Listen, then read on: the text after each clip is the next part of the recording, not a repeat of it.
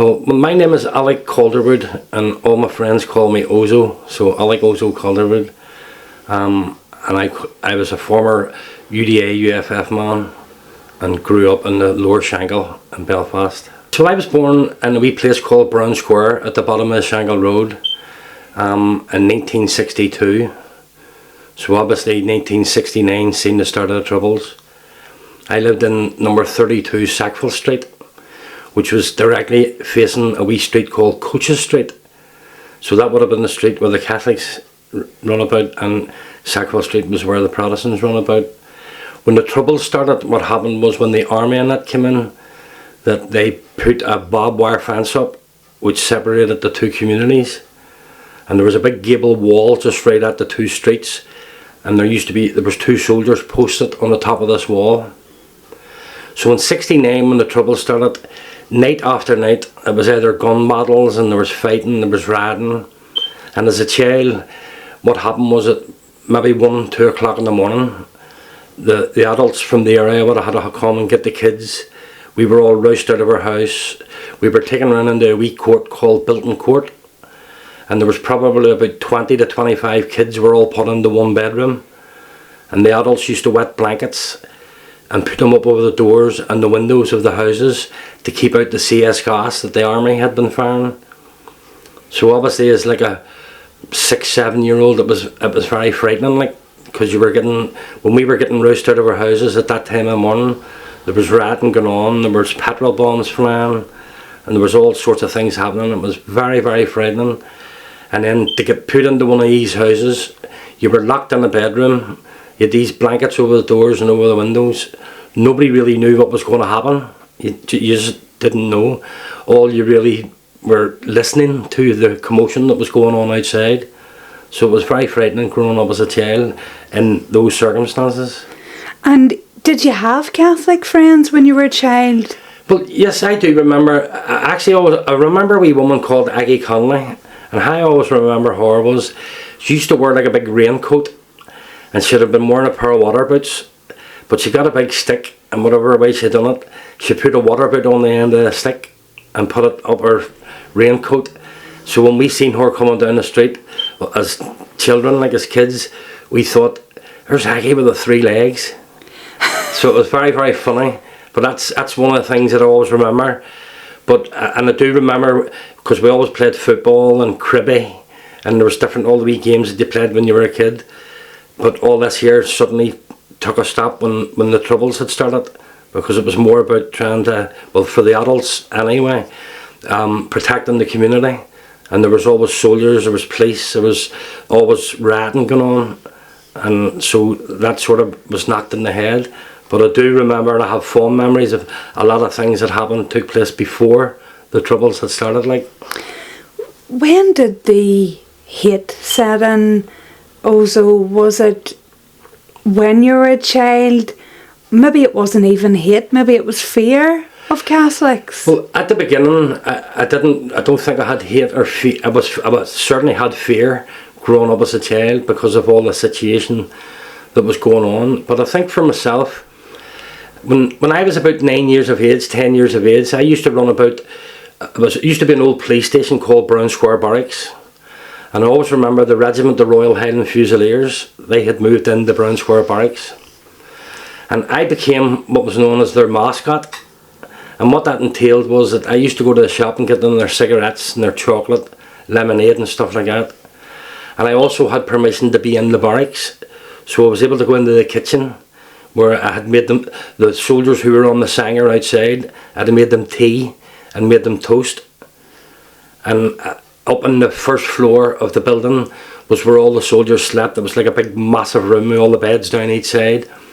And there was a fire at the end of the room, and I had a wee bed on front of the fire. And I always remember as a kid, because I had my own wee uniform and all, and it was great playing the soldier, if you understand me. And I remember when I think it was 9 or 10, and there used to be a Woolworths in North Street, and the soldiers had took me down and they bought me a wee toy SLR. And we went back to the barracks, and one of the soldiers was messing about with my wee gun and he broke it. And didn't I start crying? So they drove me down and they bought me another one. So I think from a young age, I had a close affiliation with the army and with the soldiers and stuff like that. And in 1971, then there was 3 Scottish soldiers who were murdered, and their bodies were found up at Laganeel. And I remember at the time, because I had permission from my parents, and I actually travelled over to Scotland when the 3 Scottish soldiers were being buried. Now, I didn't get to the funeral, obviously, but I actually went to Scotland with the soldier who played the bugle at the funeral. But he left me with his mother while he went and played the bugle at the funeral. So when I come home again, this had a profound effect on me. And I began asking questions when I was 10, 11, 12 years of age. And all I wanted to know was who killed the 3 Scottish soldiers. But when I asked the question, I was told it was the IRA. I says, but who is the IRA? Well, my community told me the IRA was the Fenians or the Taigs or the Roman Catholics. So from that age then, that's when I started hating Catholics. And how did that hate grow then, Ozzo? Was it,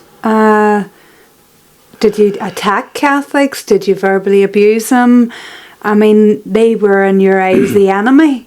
So, you know, as a teenager then growing up, how did that... Well, growing up, in 1971, we actually moved from Brown Square, and we moved into what was called the Shankill Estate. Denmark Street was the first houses opened, and that was in 1971. Now for us that was a big thing, because we were suddenly moving from a house where we had an outside toilet, where it was a very small house, and we moved into Denmark Street. We were getting like a 3-bedroom house with a front garden and a back garden and a bathroom. Because I do remember the days in Melbourne Street where you actually went and would have paid, I can't remember how much it was, like it would have been 6pence, but it was very cheap. You actually paid to get a bath with warm water, because I was always used to getting washed in a tin bath in front of the fire. And I remember in one of the wee small bedrooms that we had in Brown Square, there was one double bed, and in that double bed was me, my 2 brothers and my oldest sister. And my big brother keeps reminding me that one year I went to the bonfire and there was like a box which actually looked like a coffin, and I trailed it into the house, up the stairs into the bedroom, and I used to sleep in that box and put the lid over the top of it, and that was my wee bed, so I called that my wee coffin. So in them days there wasn't very much room, because I had like 3 other sisters, and they had to go and live with my granny because there was no room in the house that we had at that time. But then when we went to Denmark Street, when we moved to Denmark Street, yes, my hatred for Catholics started to deepen.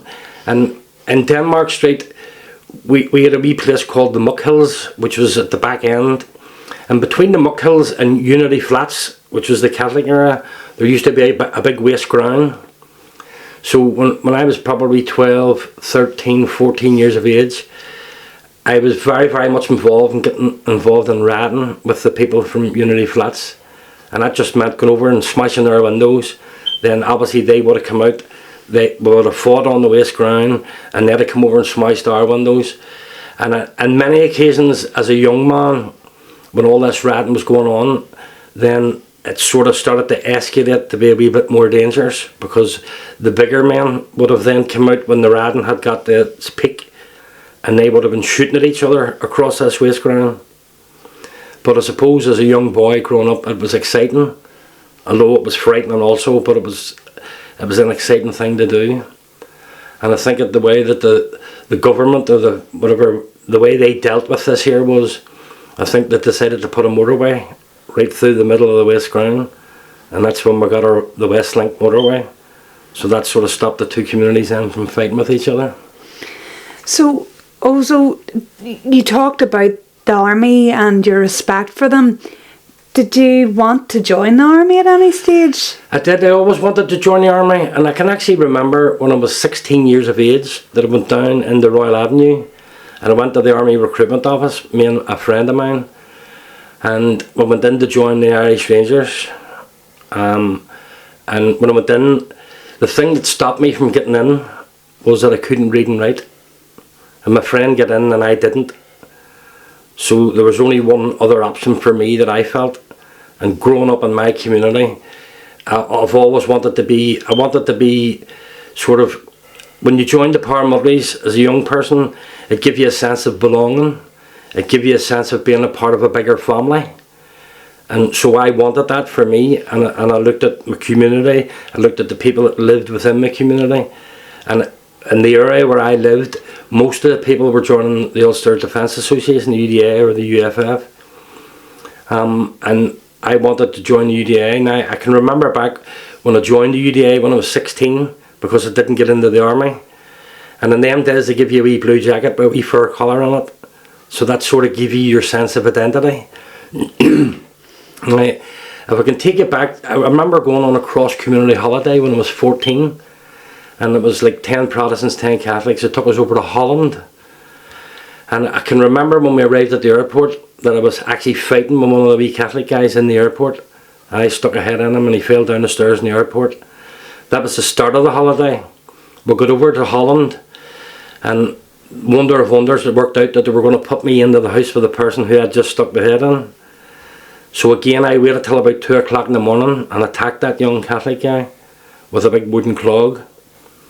So the leaders felt that they had to do something, so they isolated me from the rest of the group, and they put me into the house with all the leaders.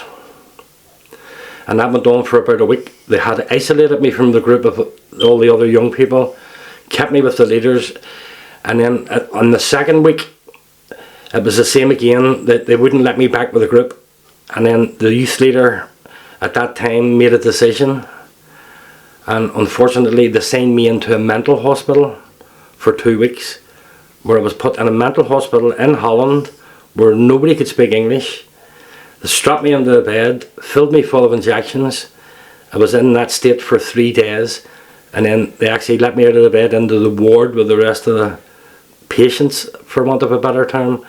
And I can remember, because it was sort of like your first experience of a prison or something, because there was metal grills and you had to open them with a key to get from one room to the next room.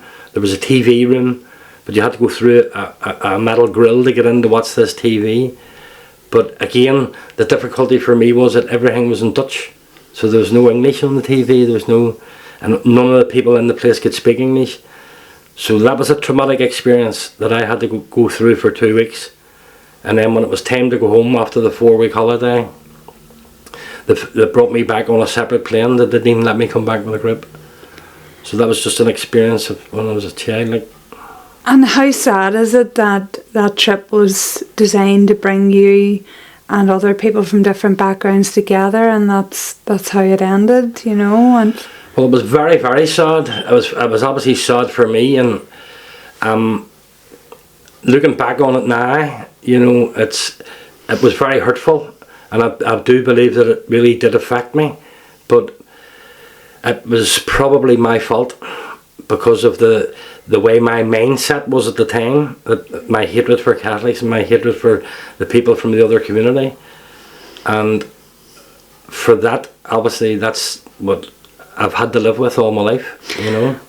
You must have been open, though, to trying to get on with Catholics, or you wouldn't have agreed to go on a trip like that. Or was there other reasons why you went on the trip? I did think I went on the reasons because obviously, certainly I will try and get on with people, and that's just the way that it was, and it was difficult. Although in my heart, if I'm truthful, I hated Catholics, and I didn't really want anything to do with them. But when you were stuck in a Shankill estate with nothing to do, then obviously there was the excitement of trying to go away somewhere and at least make an attempt at it anyway, you know, and get you out of your area for a wee bit, you know. So when you came home from this trip in Holland and your parents were told what had happened, I mean, starting with the attack on the Catholic teenager, and then to you being, I mean, basically signed into somewhere that deals with mental health, sectioned, basically. What did your parents say? Well, obviously, my mum and dad were disgusted, but it was sort of probably just a part of my life at that particular time, because now I was 14 when that happened. I actually got put out of school when I was 11 and a half. And I was in class, and one of the fellas in the class threw a bit of wood at the teacher. And when the teacher turned around, I was laughing. But I was only laughing because of my nerves. But the teacher then blamed me, so he came down and he hit me a big slap in the head. And unfortunately, I lifted a chair and hit him over the head with a chair. So that led to a whole ruckus, and I finished up. I can remember going over and climbing out the window, and we were on the second floor of the school. And I said to the teacher, if you come near me, I'm going to jump. And he pleaded with me to come back in, and they got me back in the window. He took me down into the headmaster's office. All the headmaster wanted to do was for me to put my hand out to be caned. And in them days, caning was a terrible thing, like. And I refused. I says, I'm not putting my hand out to get caned, because he hit me first. And he says, you'll put your hand out. And I says, no, I won't. So he just put his arm around my neck and started beating me about the backside with the cane.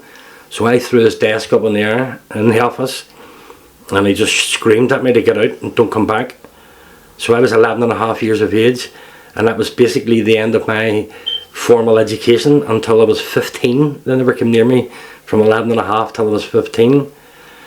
So obviously in my own life that led for me, I started going into a pub in the Shangle when I was 12 years of age, the Diamond Jubilee.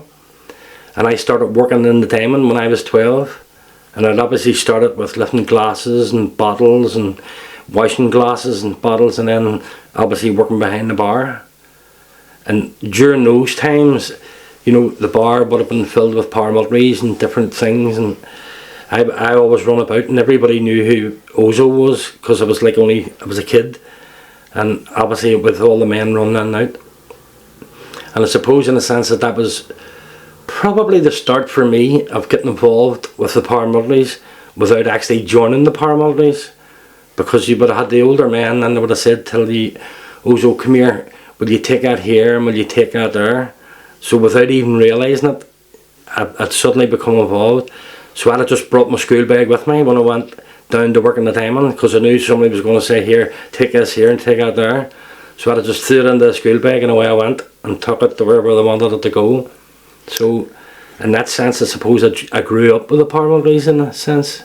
So when did that become official, Ozzo? You said 16 that you joined the UDA. Yeah. Was that a joint thing with the UFF, or was that just an automatic thing where you were sworn into the UDA but you were also a member of the UFF, or was that something that came later? No, well, I was sworn in obviously till the UDA, and I joined a certain squad, and I think I was in the squad that I joined initially. I was in it for a week, and then I got threw out, and they told me to get back down the bottom of the Shangle. They put me in a squad with all younger ones, because obviously the ones that I'd got involved with at the beginning were all older than me. But in a sense now I can look back and I realise why they threw me out, and I suppose it was a family member trying to protect me. So he didn't want me involved with the certain ones. So he says, look, get him out of there and get him down the road and put him with people who know his own age, sort of thing. And did that make you more determined to join the paramilitaries then? No, well, I was in the paramilitaries when I was 16. I was sort of fully active and operating with the people who were in the Ulster Defence Association at that time.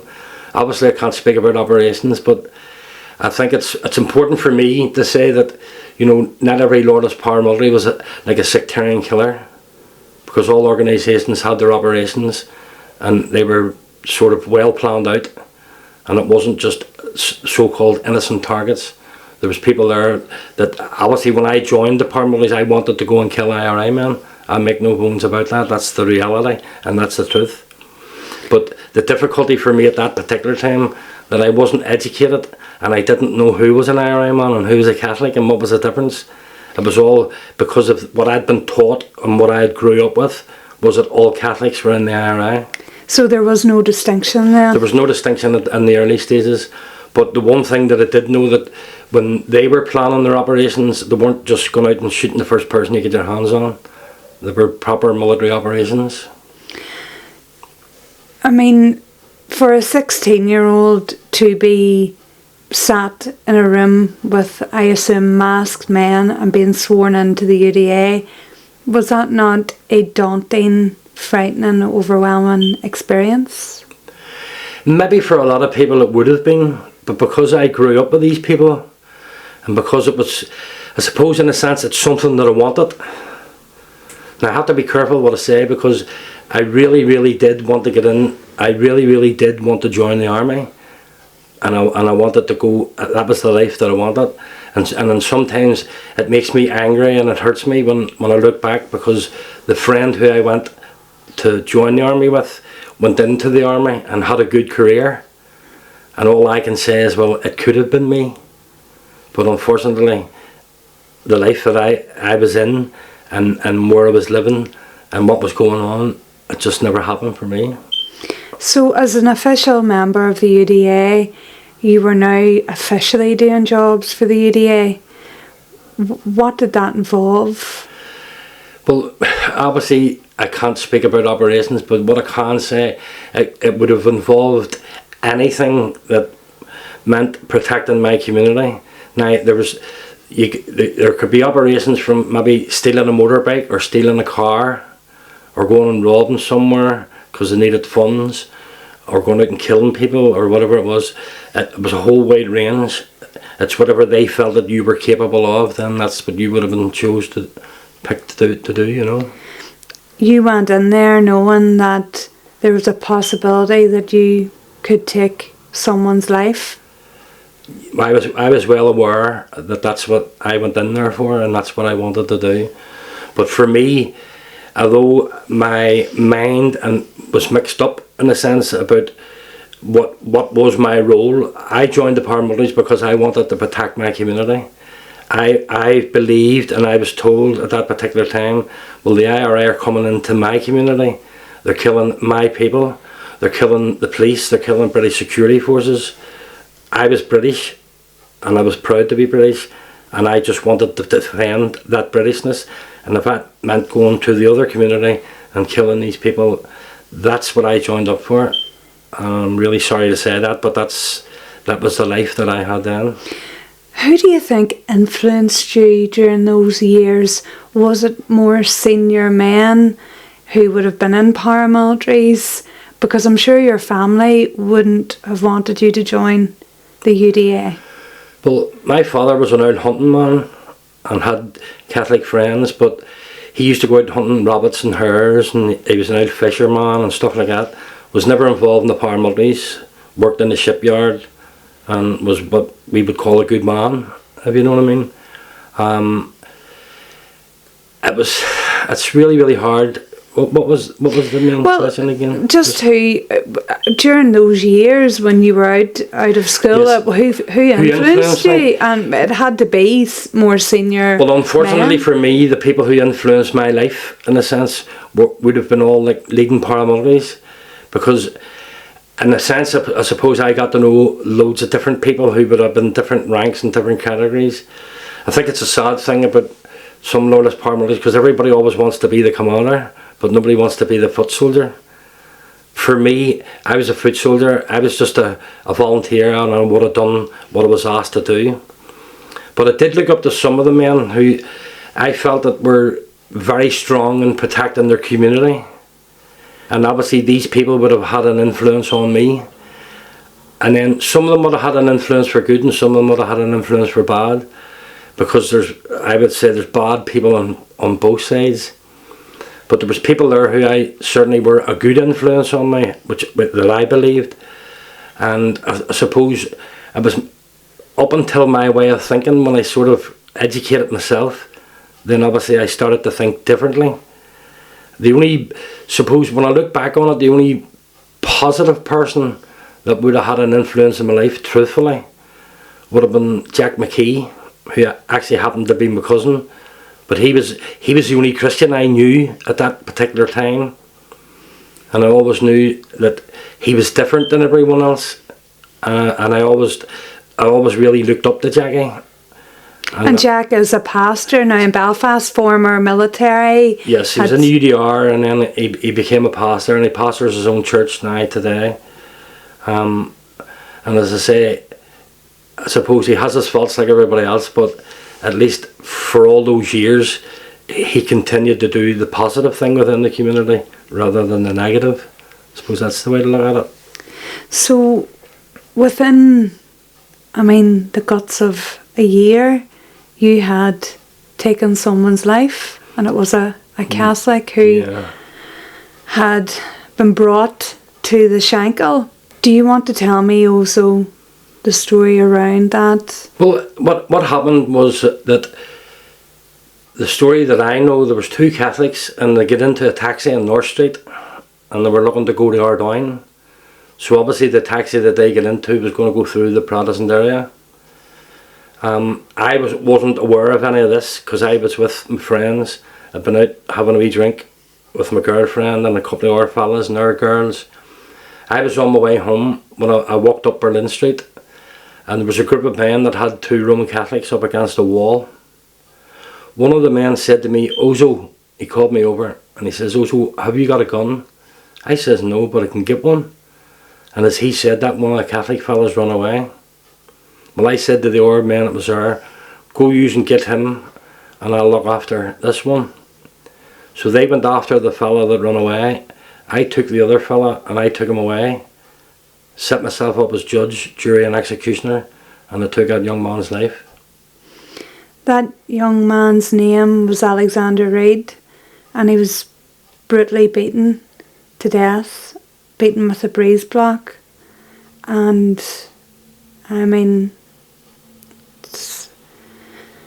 we've had lots of brutal deaths during the Troubles, but for a 16, 17-year-old to carry it out, I think is really, really shocking. I suppose what I had in my head was that I knew that if I had went into the Catholic area, that I believed with all my heart that the same thing would have happened to me. Now, I'm not trying to justify what I've done, because I'm actually sick to my own stomach in a sense for what happened, but I understand why it happened at the time, because it was my way of thinking, but it was my way of thinking that was wrong. I believe stories that people told me, so therefore at that particular time it would have justified what I had done. But I don't think you can justify what I had done, because as you say, it is shocking and it's terrible, and I do regret it. But unfortunately that was the circumstances at the time, and I think the only thing it keeps me saying is that if I had went into their area, I believe they would have done the same thing to me. How long after you carried out the murder of Alexander Reid were you arrested? It was probably after a year or so. I think what happened first of all, I think in 1980, I think it was that I went to Hydebank Young Offender Centre, where I was sentenced to a year. And while I was in Hydebank Young Offender Centre, about 3 or 4 of my friends were arrested for the murder of Alexander Reid. I think there was 3 of them were charged with, one of them was charged with the murder, and 3 of them was charged with sort of actual bodily harm or some charges like that. But what I knew was, lying in Hydebank, was that none of the 4 people that were charged had anything to do with the murder. They were all my friends, but none of them had anything to do with the murder. And I'd actually finished up, but one of them got life, and the other 3 got 5 years each. So then for that, the rest of that year that I was in Hydebank, and then when I got out of prison, not only did I have that on my mind, because 4 of my friends were in prison for something they didn't do, because it was me who done it, and I think they told the police that I had done it. But at the end of the day, at that particular time, I hadn't made a statement. When I finished up making a statement for the murder and finished up in prison, I told the court and I pleaded guilty. But when I pleaded guilty under the auspices that I was the only person present when Alexander Reid was murdered. None of my friends had anything to do with it. One of my friends who got life for the murder, when I was found guilty, the judge directed that the court give him a retrial. So he got he didn't go for his retrial, because he refused a retrial, and the police actually took him out of the prison. But he had turned supergrass, and then a couple of months later he retracted his evidence. So he actually finished up doing longer for the murder that I committed for nothing. And in many senses, when you talk about your mind and you talk about confusion and how things affect you, I had to sit in a cell with him every weekend when we sat and maybe watched the racing on TV or watched the football on TV, and he kept on saying to me, "Oh, so who was with you when you done that murder? Or what happened and all?" And I says, "Look, listen, I don't want to talk about it." But the sad thing for me was that there he's sitting there, he was my friend, and he was sitting doing life for something that he didn't do. But the police weren't worried about that, and nobody was worried about that. And he actually served longer than what I served, and I was the one that actually done it. So when you talk about confusion in your mind, it was confusion to the highest degree. Like, when you were in court and you were handed that life sentence, can you remember what was going through your head? Not really. The only thing that I can remember is it was probably, well, this is it.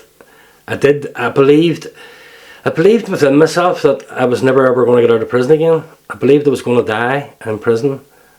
Don't know why, but that's just, well, that was your lot, and that's you at that particular time. Well, that's it. You're done for now. And it was very confusing for me, because when I get sentenced till the Secretary of State's pleasure. So that meant that they had to keep me in the Crumlin Road prison for a month before they took me down to the Maze prison, because apparently legally the Secretary of State or something has to sign a form to get you transferred down there. So at that particular time, for the first 2 weeks then, they locked me up 23 hours a day in what was called B wing. So it was like the punishment cells. And when I went for my visit with my mother, I told my mother, I says, because I didn't know, I was confused. I was saying to myself, is this what they're going to do to me for the rest of my life? That you're locked up 23 hours a day? You weren't getting out for any exercise, to watch TV, or get your meals in the dining hall or whatever. They just brought the meals to the cell. So my mother and a wee local councillor from the area went, and they demanded to see the governor, and they had a word with the governor. And then they said to the governor, "Look, this wee lad's only sentenced, he's confused, he doesn't know what's going on. Why are you keeping him in the punishment cells?" And then, so the governor agreed with my mother and the councillor, and it says, "Right, we'll move him into D wing with the rest of the sentenced prisoners, and at least he'll get out and get his meals in the dining hall and get speaking to our people." So then that happened, and then they transferred me down to the Maze prison and put me into the young prisoners part. At any point, Ozzo, did you think about Alexander Reid or think about his family? To be truthful, no, because I tried to blank it out of my mind because I didn't want to think about those sort of things. What I can say is, when I came out of prison away in 1993, years later, that I got involved in cross-community work, and I was working with a girl in an organisation called Intercom on the Antrim Road, and I used to go around schools, both Protestant schools and Catholic schools, and talked about my story and talked about my involvement in the paramilitaries and how, well, obviously about how Christ had changed my life and that there was a better way. And I worked with one of Alexander Reid's relatives when I was doing that, when we went and shared our story with the kids in the school, so that at least they could get that perspective and help them in any decision making that they were going to make for the future.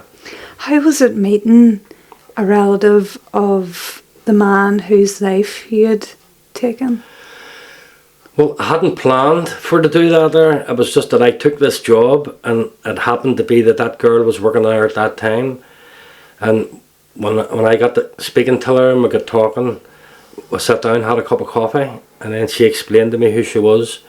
And then I obviously had to explain to her who I was. And then the two of us became very, very good friends. And then we had a good working relationship to go and try and help other young people. When did you come to the realisation that what you did was wrong? Did that take many years? Was it straight away? I think it did take a couple of years. When I went down to the Maze prison in 1982, then it would have been 5 years later before I started to, really think about me and what was really going on, because although I was young, I couldn't really properly read and write until I was 25 years of age. And I approached the governor in the jail, and I said to the governor, look, can you get me a remedial teacher? I want to learn to read and write. And they did get me a remedial teacher, and I started that process of learning to read and write.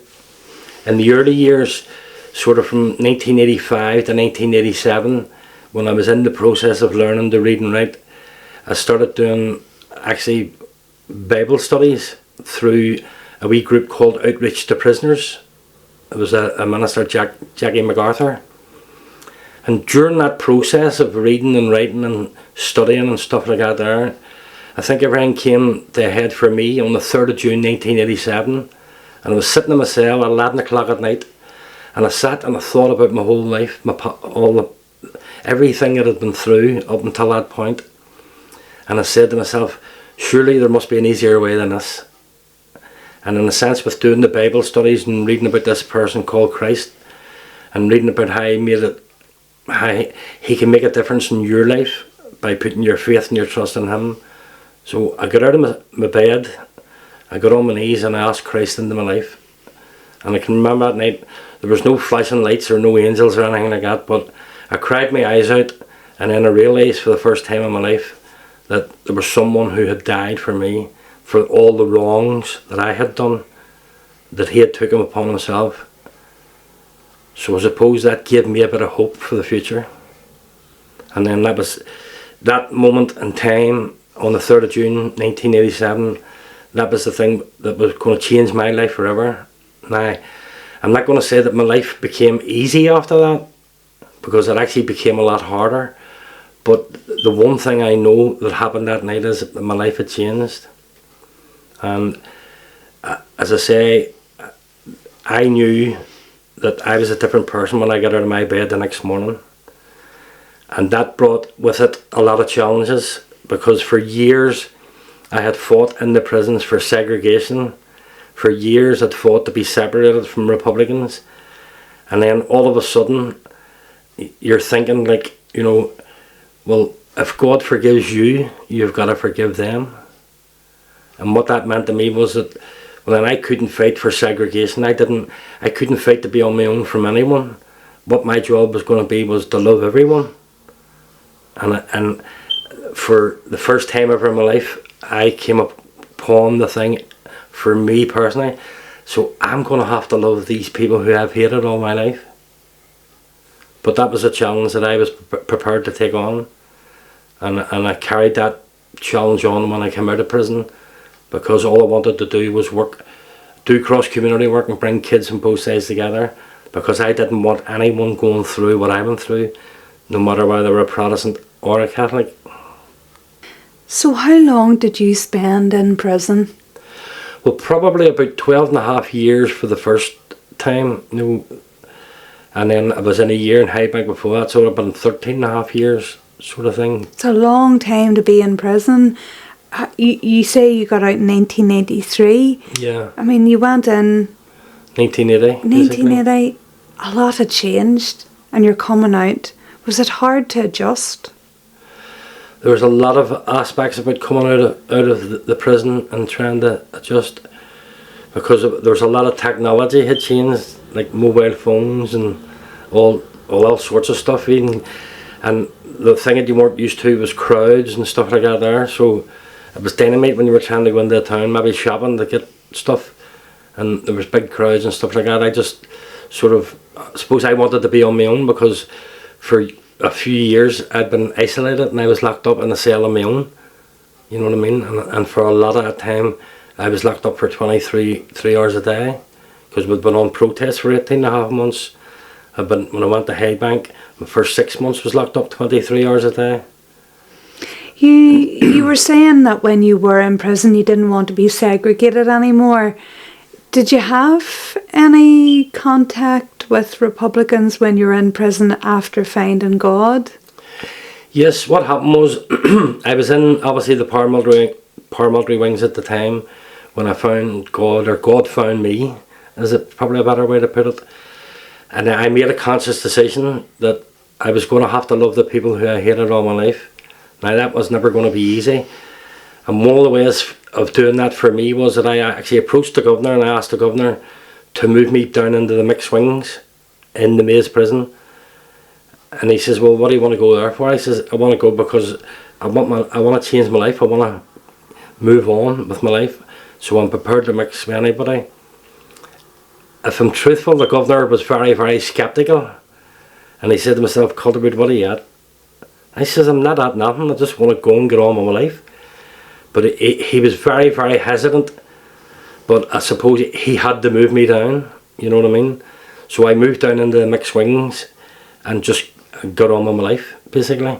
And started to try and, I suppose I wanted to try and educate myself and try and understand what was the purpose of all this. And was that process hard, Ozzo, because there's a lot of realisations that must have came your way?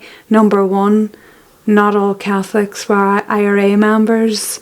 Not everybody was out killing each other. It was a terrible shock to me, to be honest with you, because see, when you have a way of justifying something and then you find out that that way of justifying is not true, it's like, you know, you're sort of, you've fought a war on false pretenses because you've fought it on what other people have told you.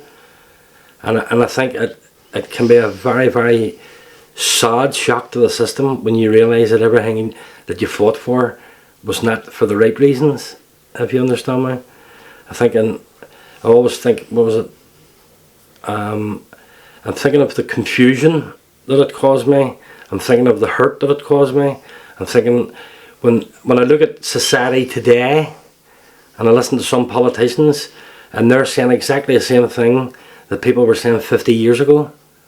And to me that's very, very sad that every issue seems to be getting made orange and green. And I think there's more to life than orange and green. And through my experience, in the sense that all I really want is, I don't want kids going through what I went through, no matter whether they're a Protestant or a Catholic. What I think is that we have a responsibility, and this is like Republicans and Loyalists. If we challenge ourselves and say, well, what legacy are we going to leave behind? So what are we going to leave behind for this generation?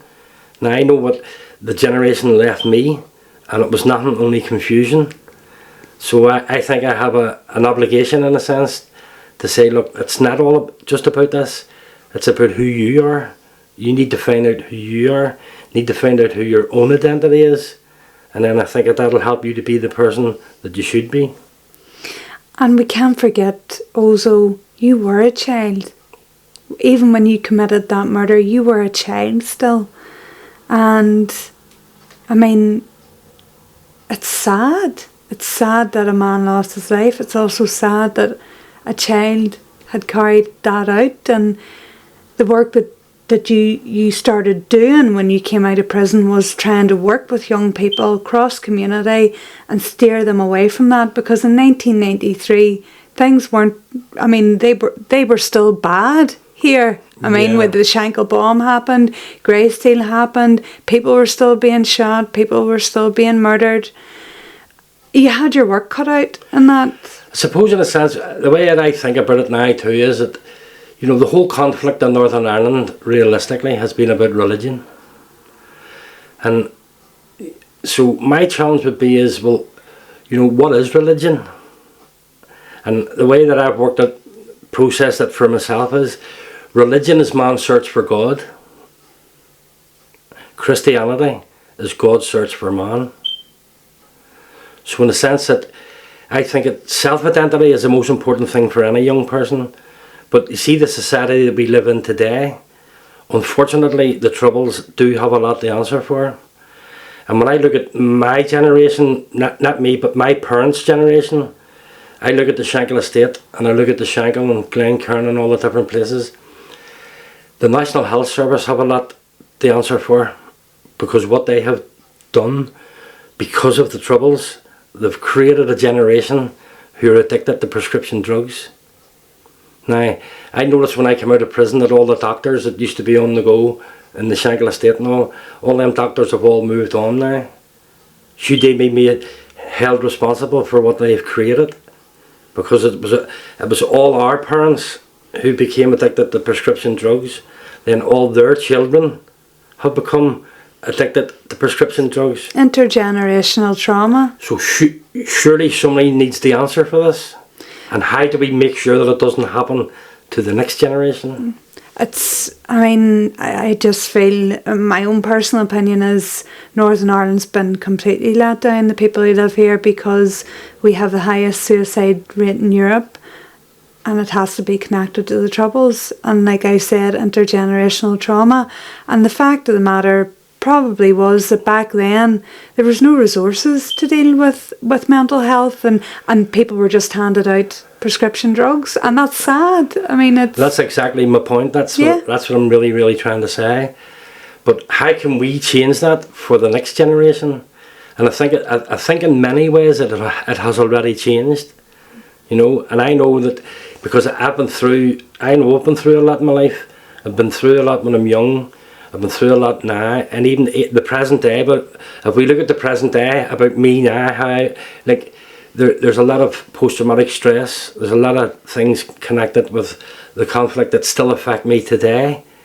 Right? I've got more hang-ups on a Chinese laundry.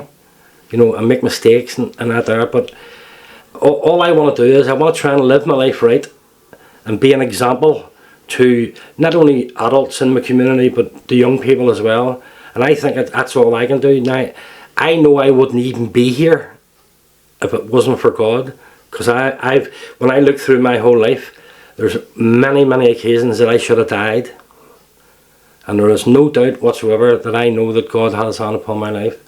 And He has me here, and He has me here for a reason. So I just hope that I can fulfill that reason. Your journey hasn't been easy, Ozzo, and you did your community work here, and you left Northern Ireland after a period. Why was that? Well, actually, in 1996 I went over to Liverpool for the conference, and I met a girl at the conference, and as I say, well, I've been out of prison 3 years at the time. Met a girl at the conference. She wrote a poem for me. I read the poem the next day, and then we had got married 6 weeks later. And then a year later we had a wee daughter. That was my daughter Mary Ellen. In the year 2000 I left here to go to England to start a new life. And then when that happened, then things started to go a bit wrong for me. And that was probably through choices that I made in my life. And over in England there was a different society, different people, different culture, different things. I take full responsibility for my life. I take full responsibility for the things that happened in my life. And I obviously then got divorced from my wife. I take full responsibility for that. And I think in the sense of it, if I look back on it now and I realise that it was probably because of alcohol. Now, I would never call myself an alcoholic. I would never say that. I would like a wee drink now and again. But from my life changed at the beginning. Then when I came out of prison, the first 3 years never took a drink. You know what I mean? Then it goes to a different culture, and I thought, well, it may be alright to have a wee pint here, a wee pint there. But it wasn't for me. And I've learnt from those mistakes. You understand me? And I know now, if I wanted to have a drink, I probably wouldn't have it now. Not because I don't want to have a drink, it's because I don't want to offend someone else. You mean fellow Christians? Not even fellow Christians, other people in my community who would say, look, our big Ozzo's a Christian there, he's in the pub having a pint. I would say, no.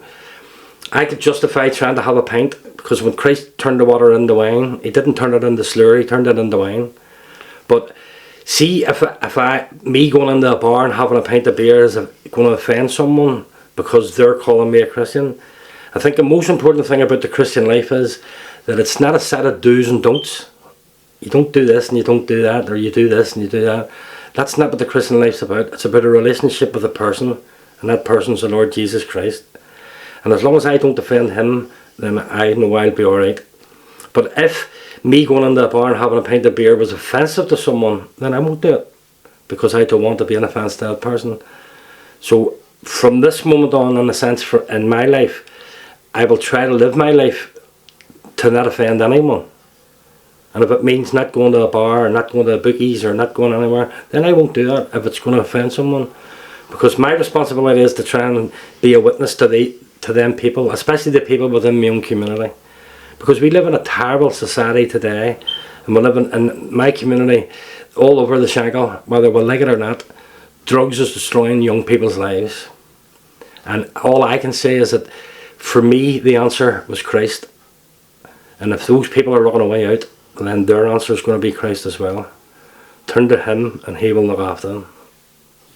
The conference that you were involved in Liverpool, where you met your wife, you were over there to share your story about going into paramilitaries and then spending time in jail and then coming out and trying to turn your life around. And your wife listened to you, and the next day she had written a poem. Can you remember what that poem was? Yes, because as I say, well, I'd spoke for 2.5 minutes at the conference, and I think that she was able to sum up my life far, far better than I could. And she'd never met you before? And she'd never met me before in her life. Yeah. And here's what she wrote. She wrote, "Today I met a man who spoke the truth, who spoke of the fragmentation of his youth, of a land of conflict and judgment misplaced, preconceived ideas destroying a race. But he held high his head, and he talked of the day that through the confusion he took life away. It wasn't a sentimental tale, and pity had no place. It was a humbling story of a God full of grace. A simple reminder that sin has no size, of the equality we share if we look through God's eyes. We are each of us guilty, but blameless through grace. We are each of us saved through shame and disgrace. Today I met a man who spoke the truth, but spoke it out just as it is, in the knowledge that God's forgiveness is his." That's a powerful poem to have been written just minutes after meeting somebody, and she met you the next day and gave this to you then? She did. We went down to the Docklands in Liverpool, and she says, "I was listening to you speaking yesterday and I've wrote this," and she handed me the bit of paper with that poem on it. And I thought of it, well, it was a lovely way of summing up my life, that I probably could never have found those words to articulate it that way. And I thought it was lovely. So, was it nice to have someone understand you? I suppose in a sense, yes. That was very, very important for me, because, and I suppose in a sense, like, obviously, well, I was in prison for my 18th birthday, so I never really knew what love was all about. I've never, I've had relationships, but it was nothing to do with love, and I'd been out of prison 3 years and I hadn't had any relationships. So in a sense, I suppose for me, in a sense, it was the first person that I'd ever loved, if you put it that way, like. And obviously it's very sad for me, in a sense, that the way that it ended, in a sense, because it didn't end through, it was just something silly, basically. When you came out of prison, Ozzo, you turned your back on paramilitaries, or was there still that little bit of involvement? No, the only involvement that I would have had with paramilitaries when I came out of prison was that I knew them because they lived in my community. But I certainly did turn my back on them and I walked away. And from I've come out of prison, I always make decisions for myself. I won't let nobody tell me what to do or what to do. I just do my own thing. How difficult was that? Because from what I'm led to believe, it's hard just to walk away. And I'm not just talking about people's personal choice to do it. I mean, the course of control involved in that, and you were someone who had been involved with paramilitaries from a child. You'd went into prison. Did anyone try to stop you, or? No. When I just made my decision to walk away, and that was it. My life was based around Christ at that particular time when I came out, and my faith was in God, and I wasn't going to listen to any paramilitaries, no matter who they were or what they were. And it's actually strange because, see, for someone who struggles, because sometimes that's what it is, struggle to live the Christian life, the first people to point their finger at you will be the paramilitaries, in a sense, that because they'll be looking for your faults, but they forget when they're pointing a finger at you that there's 3 fingers pointing back at themselves. So what they need to do is they should be looking after their lives and let me look after mine. Yes, I will make mistakes in my life and I'll probably do things that I shouldn't be doing, but the one thing I know is that my faith and my trust is in God, and I will keep my faith and my focus on Him, because that's the only thing that I have to live for. I have nothing else to live for, only Christ. Also, around 2008, you were arrested over a violent robbery that had taken place in Bournemouth, and you were accused and then convicted of being involved in this conspiracy. Do you want to tell me a bit about that? Well, basically what happened was that I went over to visit a friend in his pub, and on the night that the robbery happened, 2 girls and a fella were going to a snooker club, and they asked me to go to the snooker club with them. I told them that I didn't want to go to the snooker club. I was quite happy staying in the pub where I was staying, and I didn't want to leave that. But this fella pleaded with me to go with him, because I think he was trying to go out with one of the girls and he wanted me to keep the other one company. So I went to the snooker hall with them. While we were in the snooker hall, because it wasn't in the pub that I was staying in, I was in the snooker hall, 2 robbers came in and robbed the place. And on the CCTV you will see me getting on the floor and stuff like that, right? But that was in the snooker hall that was robbed, right? I was a customer just like everybody else, and I obviously got on the floor. There's been a lot of controversy over what happened and whether I was set up or whatever. I've always maintained that I was innocent, and that the 2 people who done the robbery had stated in their statements that they done the robbery, and it was nothing to do with me or nothing to do with my friend who had owned the pub. But still to this day, I'm still trying to fight that case. I'm still trying to clear my name, and I know it's been a long process, but I'm still in the process of trying to clear my name. But what we need to do is we need to get new evidence so I can get back into the Court of Appeal. I personally believe at this moment in time that there is new evidence there, but it's finding the solicitor here who will be able to get that back into court, and hopefully that will happen very soon. So that obviously was a very low point for you to go back in prison when... It was traumatic for me, to be honest with you, because again, I probably would have got a lot more time in prison if it hadn't been for people from Northern Ireland. And when I say people, I'm talking about nationalist politicians and unionist politicians, because a lot of these people wrote letters of support for me, and it was obviously Republicans and Loyalists, about the work and about what I had contributed to the peace process and helping people through from what come out of prison. And if I hadn't got those letters, I probably would have got a lot more years, believe me. So obviously I'm thankful for those who did believe me and who supported me during that time. Did you ever think that you'd see the day that nationalist politicians would be writing character references for you? No, I did not. Very strange, because obviously people who were once your enemy are now, some of them have become your friend, And you had built up relationships with Republicans since leaving prison. You've told me quite a lot of stories, and I know you even had a relationship with Desmond Tutu, and do you want to tell me about that? Well, I think if I go back to City Life Church that Jackie McKee's the pastor of, they have a cafe down there called the Olive Branch, and the cafe's on the peace line between the Shankill and the Falls, and everybody's aware that in the cafe there's people come from West Belfast and people from the Shankill, so there would be ex-Republicans and ex-Loyalists would be in that cafe every day.